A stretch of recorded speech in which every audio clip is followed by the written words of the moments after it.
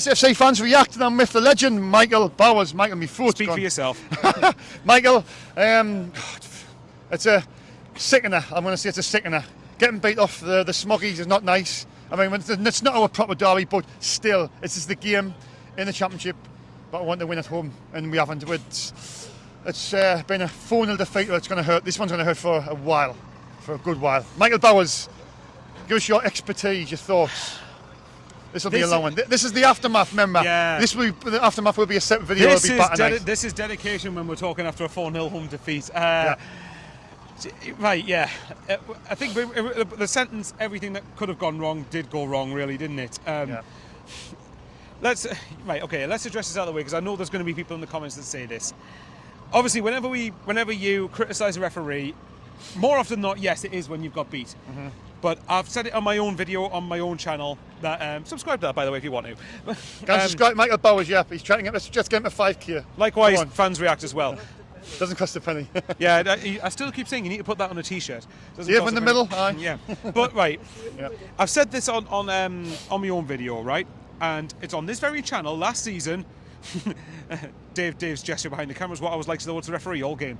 There was 2 occasions last season, you can back us up here. We spoke after we not lost, beat Wigan and Blackburn, and still criticised the referee for it. Mm-hmm. We criticised the referee in 2 games where we won. So let's get this nonsense out of the way that you only criticise the referee when you get beat. Because for me, that is an absolute farce. Michael, first of all, we'll come to the Dan Neil. It's obviously the talking point.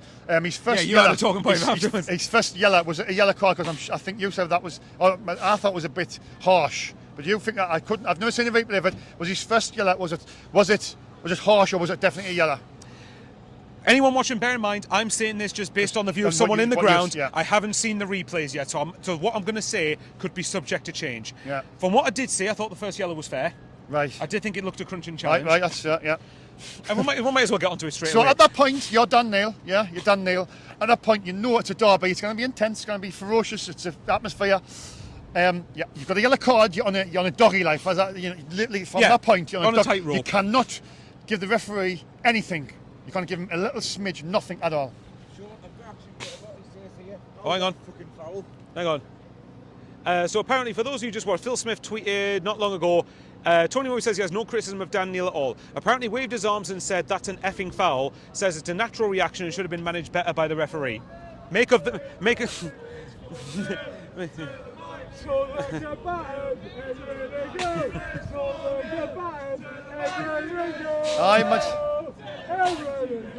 your point. All I'll say in response to that is when we're up against 12, 13 men all game, no wonder we get battered. But there you go. Here we go. There's a couple more. Go on. More kids.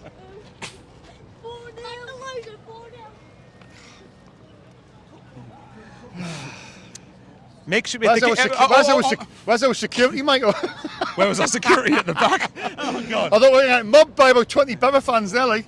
I know. Well, all I'll say, look, they're going to enjoy their day out, and rightly so. That's their big day out, remember. And they had 12 men all game. So, right, to answer your question on Dan Neil, right. I think the second yellow, and I've said this a few times already, actually, the second yellow is not my complaint with the referee. Mm-hmm. We were warned, and as far as I'm aware, we were warned at the start of the season, dissent or anything of that nature is a bookable offence. Yeah. So Dan Neil would remember, but I mean, it is a natural reaction, but at the same time, like, you know, we were warned that is good. Whether it's harsh or not, that is a yellow card these days. Yeah. So that's not what I've got a problem with. What my problem is, the amount of times Boro players were doing trying to wipe players out, and there was and this is apparent, I don't know how true this is, but in that scrap before half time, Corbyn, one of their players, apparently elbowed Dan Ballard in the face. Mm-hmm. Where was his red card then? Because that's raising your arms to an opponent. Again, I want to stress that's if that actually happened. I need to watch it back. If it didn't happen, then that comment's null and void. But for me, it's the fact that you let everything go for them. And I know it sounds like I'm being sour grapes, and and so be it. People, if you think that, that's up to you. But for me, you just can't not mention this, the fact that when are we going to get to a point when criticising referees isn't just seen as bitter or delusional? Like, why, if we can criticise players all we want, why can we not do it with officials? I've someone on Twitter who interacts with me, she said apparently that referee we had today is apparently one of the better Premier League referees. Yeah, if he is one of the better Premier League referees, then how far have the standards dropped? Now, I want to know what you think, actually. For me, this is going to be a cycle where referee standards going to keep getting lower, which means there's going to be more frustration and abuse towards the referee, which means better referees are going to apply to be in the game, and then the standards going to keep dropping and getting worse and worse. Does there not come a point now where we've got to have VAR in this league now? Well, this is what I'm saying. At the point today, if we had VAR, could they have, obviously that second yellow, could they have actually have checked that? Because it's a referee, he swore to the referee, so how, I mean... I wonder, well, because the problem is, to be fair, VAR's not exactly clear on what it's meant to do either, because sometimes it says for a clear and obvious error, then sometimes it intervenes and changes things to the wrong decision. You look at the Tottenham-Liverpool game last week as an example, but I don't know, it's just, I don't get it. I'm still speechless, honestly. But what did you think? I'm guessing you're along the lines with me that you felt that Daniel's second was given the referee decision. I spoke to Nick Barnes, obviously, as you're saying there. Legend, by the way. A few lads, a few interviews. Sorry, very quickly before you carry on. Sorry, I know I interrupted. Happy birthday to George Foster, by the way, 97-year-old lad. 97, yeah. And one very last quick thing. Hopefully the lad who needed attention in the Roker end's okay, because that's bigger than football. I know. Thanks for mentioning that, Michael. No, because that is bigger than football. But anyway, sorry, go on. You were saying about Daniel. Second yellow. I just think that when you get the first yellow in 16 minutes, the rash tackle. You're on the tightrope, aren't you? Said the guys next to me, I went, he's going to have to be really careful now. I didn't think for 1 minute he's going to get sent off for dissent. Not Dan Neil, he's not a type of player, as Nick Barnes has said as well. But I thought if it was a tackle, you could sort of forgive him where he's misplaced a tackle. Even though he's on the yellow, he misplaced a tackle and gone, oh no. But it's you mean because it's something that could be interpreted as 50-50 or harsh? Yeah, but because it's been a dissent, when it's 0-0, it's just before half time. The game is pretty even, Stevens. There's nothing in the game. We probably had the best chance with Patrick Roberts, 2-1 goal. Excellent run. At that point, you just got to sort of keep your head. Just be a bit savvy and bit. Do you know what I mean, Michael? But he hasn't really. He's given the referee a decision to make, and maybe his referees thought, do you know what? I haven't, I'm having a bad day. I haven't had a nice breakfast. I've travelled up here. I don't like the North East, and then I'm going to make an example of somebody. Do you know what I mean? I don't know. So he's just. That's cheered us up a little bit, actually. That was funny, but yeah, like I said, it is one of those things where if you give a referee a decision to make, then you give him a decision to make. But again, like I've said before, that's not the complaint I've got. It's the fact that, again, if Coburn did elbow down Ballard, then I'm quite frankly furious he wasn't sent off. I think as well that apparently we'll get into the second half in a minute, but apparently Middlesbrough's third goal was offside, which I mean, at that point you're 2-0 down. The game's kind of done, really, isn't it? We're down to 10 men, so it's less of a talking point. But I mean, if the referee didn't see that, then how the hell the linesman can't see that? I don't know. And while here's something I've been kind of having an opinion about for a way. What do linesmen do anymore? What do they do? Is it literally just going, oh, sorry, I'm just going to carry in the corner, mate. You're just going to take all the stick. I'm just going to stand and just wave my little flag here and there. What are they playing for? What do they do? What do linesmen do anymore? Honestly, Well, the highlights of the game, he did go in for bad challenge, Neil. Well, for the first yellow. Well, then Mike was writing about. You said that anyway. Well, if that's what the highlights are, for me, inside the ground, I thought both of Daniel's yellow cards were fair, given that we were warned dissent is a bookable offence, and apparently the first yellow was a country challenge. I had no problem with that. That's one of the few things I think the ref got right. But it was just all the niggly little things. Every tackle was seemed to be either a Boro free kick, or every time they tried to wipe one of our players out. Yellow card at worst, or even then he gets a talking to half the time. And then again, one of their players apparently elbowed Ballard in the face and somehow wasn't sent off, which I think is a joke. And by the way, one thing, maybe this is just me, but there was one occasion where Boro had a corner in the first half before all this stuff happened, and Bar had one or two players. Bar was basically, well, not one-on-one, but he was on a counter-attack. Bar was put through. There was two players with him. One of the players hacked him down right outside the box. Yeah, I remember that. Now, was that not a last man then? Now, again, I haven't seen the replay, so I need to watch it back. But for far as I could see, just inside the ground from watching it once, to me, was that not last man? So if that's the case, shouldn't they have gone down to 10 men? It was just, look, I know Borough fans, or some of them will argue it was kind of poetic justice for last season, but the difference is Dale Fry's red card last season was a red. The only dispute for me in that game was whether it was a penalty or not.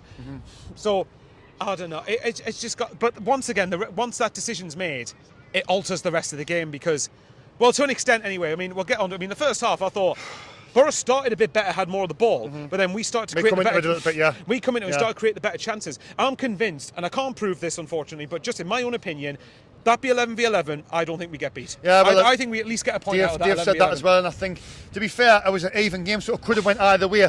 Yeah, it could have went. We know Borough might have been great second half anyway. We don't know. But I think they're sending off. I think Carrick's been in there at half time, and he says to them players, use that space, use the extra man, and get at them. And to be fair it to is. Boro, they've got to beat what's in front of them, and that's not. Why should they complain about it? There's no They reason. utilised the extra man Yeah, brilliantly. they absolutely did. Boro. They absolutely They did. They And really did. fair enough to them. You know, that if that was us and we'd done that, then I'd be saying, you know what, fair enough. You've utilised the extra space and the man advantage well. I want to know what you think here. To be honest, the fourth goal I zoned out by the time that was gone. I was So outside. I didn't see that. I haven't seen the fourth goal back. Based on the first three, the first one I thought was a good finish, but I thought it was a bit too easy for him to have a time to shoot. Yeah. I thought the second and third goals were awful defensive from a defensive point of view. Oh, when you're down to 10 men, I know you're down to 10 men, but at the same time, I want to make this absolutely clear. That shouldn't excuse the pathetic defending for the second and third this is goals. what I mean, Michael. This is why I come to Tony Mowbray and I say we play lovely football, yeah. At times, great football, but in games like this, 0-0, man down. Now, a manager, I'm not saying it's all his fault. Yeah, I'm not saying that at all. But he knows. I'm joking. Tony Mowbray knows we're down to 10 men. He knows we've got the backs against going to be up. We're going to be up against it, right up against it. So he needs these little small managers. I think with managers where they get right calls. Now, I still think at that point 0-0, you can try and battle and get a draw. But it just seemed like we just went. As soon as the first goal went, our heads dropped, and that was. You know what I mean? And I suppose that's one slight area where you can argue more experience would have been key in that regard. But for me, again, I think these lads have proven in tight situations this season where we can stand up to it. Blackburn away is a prime example. First half away at Blackburn, put it blunt. Our back. Christian Speakman. Oh, there you go. Ignore all the haters, mate. You're doing a good job. But anyway, no. The point is right. They are. Me personally, at half time, I said this in a group chat that I'm in, right, that I personally would have switched to a back three and would have put maybe O'Nien in midfield with Job and put and maybe bring Triantis on, so you got Sealed, Ballard and Triantis as back three, because I know obviously you're kind of conceding a draw at best there, but it adds a bit of height, adds a bit more physicality in there, bit of bite, and I think that and I think you would have gone to basically 3-4-2 really, isn't it? Where you've got say those three, and then you would have had. I know it's easy said in hindsight. Clark and Hume, wing backs. O'Nien and Hume. Sorry, not O'Nien and Hume. O'Nien and Job in the centre, and then maybe like Clark and Roberts up there. Yeah. I just think it would have added a bit more solidity, because I think in the second half we got overran completely. And that was one of the things that I did say at half time. Like, even the first 5 minutes of the second half before the goal came, I was like, we need to change something here, because otherwise we're certainly going to get beat. So it's one where. It's easy again to say in high school. Look, I like Tony Mowbray a lot, and I've stood by the fact that today's result shouldn't mask the fact we have still had a good start to the season. Yeah, but we have. But I think little cracks, Michael, in my little brain in there, somewhere in there, the little cracks are starting to show, and this is why, for some reason, I always sit on the fence with Mowbray, and I haven't got the emotional connection what other people have. Yeah. And I think it's because I don't think he's a very good tactical manager. Yeah, that's just my opinion. Well, like I said before, I mean, people say, well, Shaun, you kind of blame Mowbray for today. Well, you can. Yeah, for the most part, I agree with that. But at the same time, I think it would have been better to make sure that you switch to a back three and then crowd the midfield a bit to give us a bit more solidity. Well, because I think then we could have made. I mean, for all we know, that could have happened, and then Boro score, and we're saying, why did you change it? Because football is infuriatingly fickle for me. But that is the nature of the game. But for me, I think even at half time, I said I think you need to crowd out the midfield and make sure you protect the back line with everything you've got, because these are going to have a go second half, like a right go. But again, though, at the same time, I think the defensive standards for the second and third goals, I said it before, I thought was atrocious. I thought that the second goal, whoever it was, I don't really care who scored Boro's goals, to be honest. But like, whoever scored the second goal, easy run into the 6-yard box. Why was he not tracked?